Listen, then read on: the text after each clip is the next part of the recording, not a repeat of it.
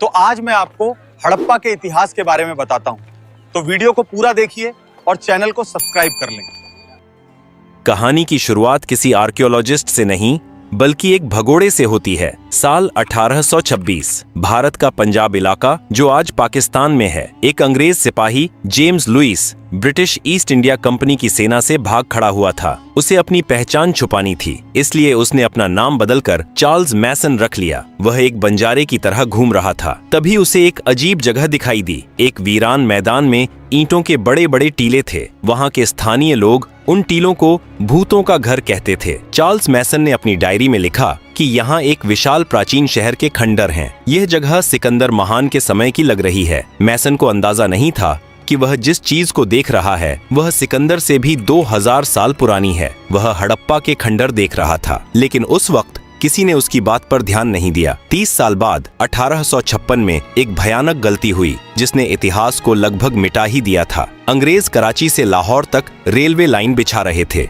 उन्हें पटरियों के नीचे बिछाने के लिए पत्थरों की जरूरत थी। मजदूरों को पास ही में हड़प्पा के खंडर मिले। वहाँ लाखों की तादाद में पक्की ईंटें पड़ी थीं। अंग्रेज इंजीनियरों ने सोचा, वाह, मुफ्त की ईंटें। बिना सोचे समझे उन्होंने हड़प्पा की हजारों साल पुरानी इमारतों को तोड़कर उनकी ईंटें रेलवे लाइन के नीचे बिछा दी। इतिहासकारों का कहना है कि लगभग 160 किलोमीटर लंबी रेलवे लाइन हड़प्पा की ईंटों पर टिकी है। अनजाने में दुनिया की सबसे पुरानी सभ्यता का एक बड़ा हिस्सा ट्रेन के पहियों के नीचे कुचल दिया गया। साल 1920 भारत में पुरातत्व विभाग के director general sir John Marshall थे। उनके साथ 2 भारतीय आर्कियोलॉजिस्ट काम कर रहे थे, दयाराम साहनी और राखाल दास बनर्जी। दयाराम साहनी ने हड़प्पा में खुदाई शुरू की और राखाल दास बनर्जी ने सिंध में एक और टीले को खोदना शुरू किया जिसे स्थानीय लोग मोहनजोदड़ो कहते थे, जिसका सिंधी भाषा में मतलब था मुर्दों का टीला। जैसे जैसे मिट्टी हटती गई, एक ऐसी दुनिया सामने आई जिसने पूरी दुनिया को चौंका दिया। यह कोई मामूली गांव नहीं था, यह एक मेट्रोपॉलिटन सिटी था। सीधी सड़कें जो एक दूसरे को 90 डिग्री पर काटती थीं,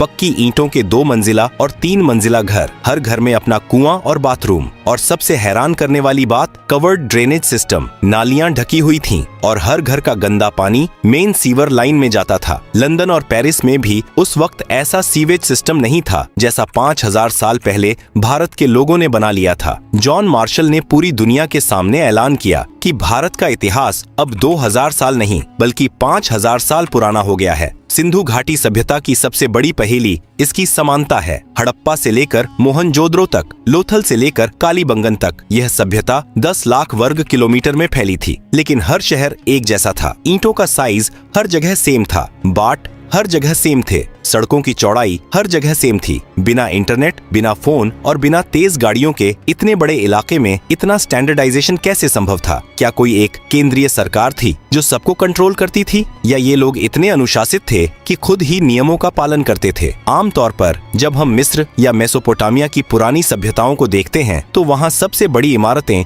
मंदिर या राजाओं के महल होती हैं, लेकिन सिंधु घाटी में ऐसा कुछ नहीं मिला। कोई बहुत बड़ा मंदिर नहीं, कोई बहुत बड़ा महल नहीं, कोई विशाल मूर्ति नहीं। वहाँ जो सबसे बड़ी इमारत मिली वो थी द ग्रेट बाथ, एक विशाल स्विमिंग पूल। इससे पता चलता है कि ये लोग धर्म या राजा को नहीं बल्कि सफाई और आम जनता को ज्यादा महत्व देते थे। यह शायद दुनिया की पहली डेमोक्रेटिक या समतावादी समाज था जहां अमीर और गरीब में ज्यादा फर्क नहीं था। लेकिन हर महान कहानी में एक अंधेरा कोना भी होता है। खुदाई के दौरान मोहनजोदड़ो में आर्कियोलॉजिस्ट्स को कुछ ऐसा मिला जिसने उनके रोंगटे खड़े कर दिए। सड़कों पर और सीढ़ियों पर बिखरे हुए कंकाल। ऐसा लग रहा था जैसे कोई अचानक मौत आई और लोग जहां थे वहीं मर गए। किसी ने भागने की कोशिश नहीं की, किसी को दफनाने का मौका नहीं मिला। इन कंकालों को देखकर एक सवाल खड़ा हुआ, क्या हुआ था उस दिन? क्या कोई बाढ़ आई थी, या कोई महामारी, या फिर जैसा कि कुछ विवादित थ्योरीज कहती हैं, क्या वहाँ कोई महायुद्ध हुआ था जिसे हम महाभारत कहते हैं, या कोई परमाणु विस्फोट? इस सभ्यता की लिपि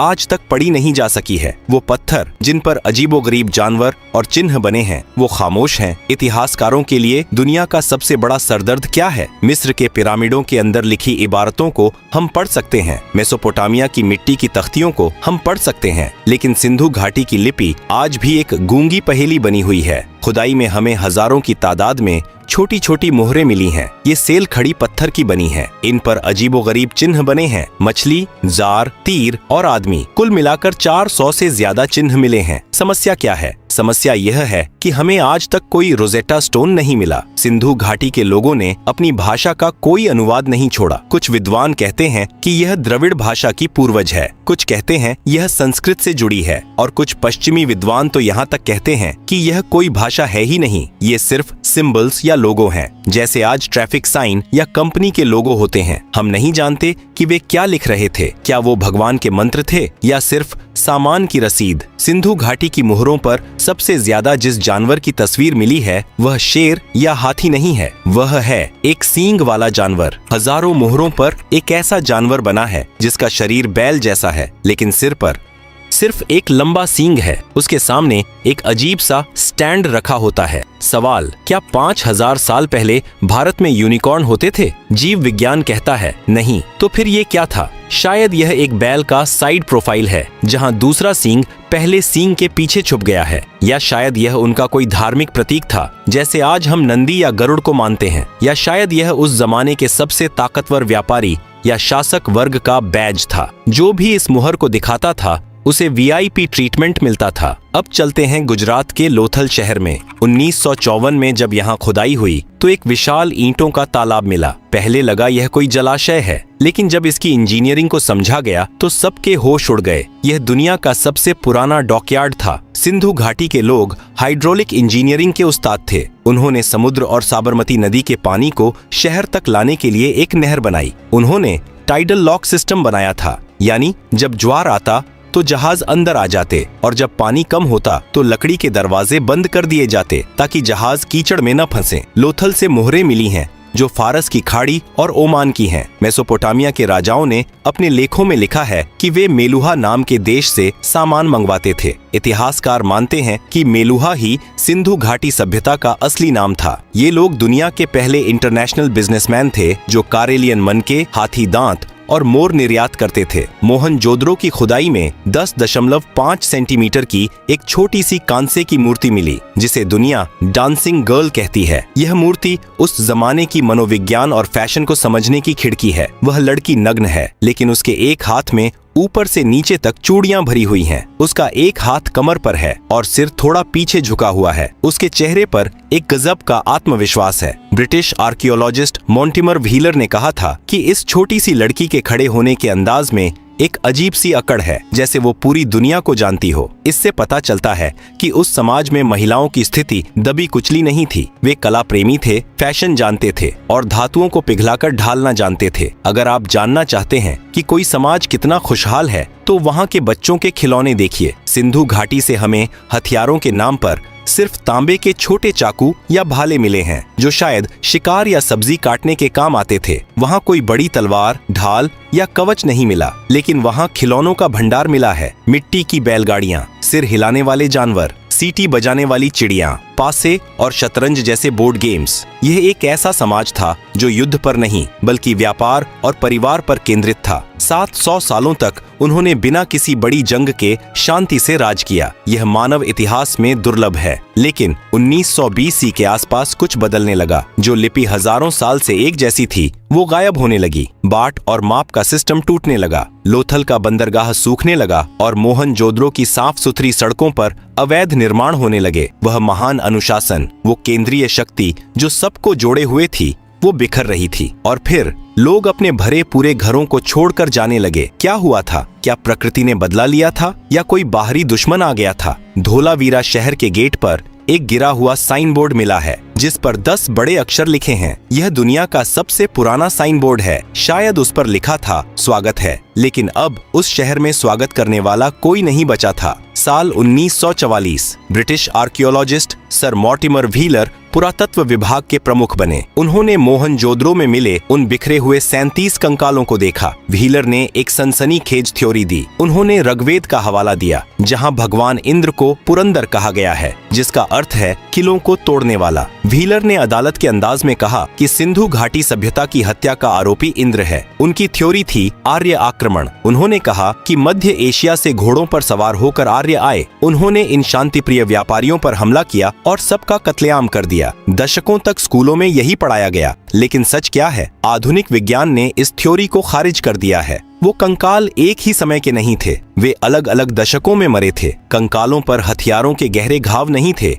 जो किसी बड़े युद्ध की ओर इशारा करते। राखी घड़ी में मिले डीएनए सैंपल से पता चलता है कि यहाँ के लोगों का जीन पूल हजारों सालों से एक जैसा था। कोई अचानक विदेशी बदलाव नहीं आया था। तो अगर युद्ध नहीं हुआ तो वो मरे कैसे? हत्यारा कोई इंसान नहीं बल्कि जलवायु परिवर्तन था। सिंधु घाटी सभ्यता सिर्फ सिंधु नदी पर नहीं बल्कि एक और विशाल नदी पर निर्भर थी, घग्गर हकरा नदी, जिसे कई विद्वान पौराणिक सरस्वती नदी मानते हैं। सैटेलाइट इमेजरी और भूवैज्ञानिक बताते हैं कि करीब 2000 बीसी से 1900 बीसी के आसपास हिमालय में बड़े भूकंप आए। इन भूकंपों ने जमीन को ऊपर उठा दिया और नदियों का रास्ता बदल दिया। यमुना नदी जो पहले सरस्वती में मिलती थी वह पूरब की तरफ मुड़कर गंगा में मिल गई। सतलज नदी पश्चिम की तरफ मुड़कर सिंधु में मिल गई। परिणाम, वह विशाल सरस्वती नदी जिसके किनारे हजारों शहर बसे थे वह सूखने लगी। सोचिए उस मनोवैज्ञानिक डर को, जब आपके शहर का कुआं सूख जाए, फसलें मर जाएं और बारिश होना बंद हो जाए। यह एक धीमी मौत थी। लोग भूखे मरने लगे और बीमारियों ने उन्हें जकड़ लिया। मोहनजोदड़ो के वो कंकाल शायद महामारी के शिकार थे,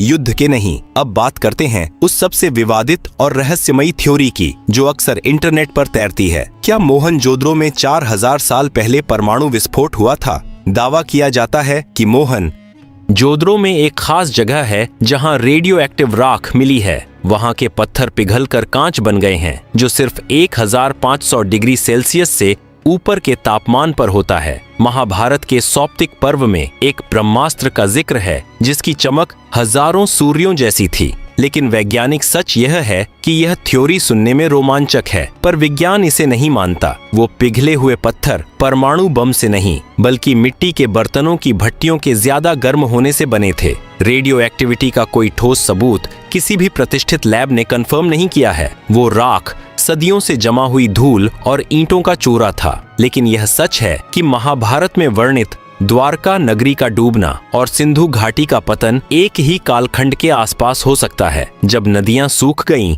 और शहर रहने लायक नहीं बचे तो लोगों ने क्या किया? उन्होंने पलायन शुरू किया। वे अपने आलीशान पक्के घरों, ड्रेनेज सिस्टम और स्विमिंग पूल को छोड़कर पूरब और दक्षिण की तरफ चल पड़े। वे गंगा यमुना के मैदानों और गुजरात महाराष्ट्र के इलाकों में जाकर बस गए। लेकिन एक त्रासदी हुई। नए इलाकों में संसाधन कम थे। उन्हें वापस गांव की तरफ लौटना पड़ा। अगली कुछ सदियों में लिखना पढ़ना भुला दिया गया। ईंटों के स्टैंडर्ड साइज का ज्ञान खो गया। इंटरनेशनल ट्रेड बंद हो गया। इसे इतिहास में शहरीकरण का अंत कहा जाता है। भारत 1000 साल पीछे चला गया। तो क्या सिंधु घाटी सभ्यता पूरी तरह मर गई? नहीं, शहर मरे थे, लोग नहीं। सिंधु घाटी के लोग कहीं गायब नहीं हुए, वे हम बन गए। आज भी हम जिस तरह नमस्ते करते हैं, जिस तरह मांग में सिंदूर भरते हैं, जिस तरह पीपल के पेड़ की पूजा करते हैं या जिस तरह अपनी साधी पहनते हैं, यह सब हमें किसी किताब ने नहीं सिखाया। यह हमारे डीएनए में 5000 साल से चला आ रहा है। हड़प्पा की ईंटें टूट गईं, लेकिन उनकी संस्कृति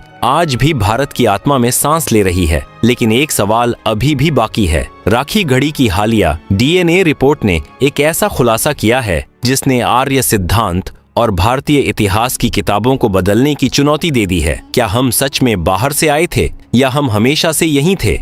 हरियाणा का हिसार जिला, यहाँ एक गांव है राखी घड़ी। यह जगह हड़प्पा और मोहनजोदड़ो से भी बड़ी साइट मानी जा रही है। साल 2015 से 16 में यहाँ पुरातत्वविदों ने खुदाई की और उन्हें एक 4500 साल पुराना महिला का कंकाल मिला। वैज्ञानिकों ने इस कंकाल के कान की हड्डी से डीएनए निकाला। यह एक बहुत मुश्किल काम था, लेकिन कामयाबी मिली। 2019 में जब इस डीएनए की रिपोर्ट दुनिया के सामने आई तो इतिहास की किताबों में भूचाल आ गया। उस महिला के डीएनए में स्टेपी यानी आर्यन जीन का कोई नामो निशान नहीं था। यानी तथाकथित आर्य उस समय वहां मौजूद नहीं थे। उसका डीएनए आज के दक्षिण भारतीय और उत्तर भारतीय दोनों से मेल खाता है। निष्कर्ष यह है कि हम सब, चाहे उत्तर के हों या दक्षिण के, उसी हड़प्पा महिला के वंशज हैं। आर्य और द्रविड़ की लड़ाई शायद राजनीति ने बनाई थी। विज्ञान ने साबित कर दिया कि हड़प्पा के लोग ही आधुनिक भारतीय हैं। हम कहीं बाहर से नहीं आए,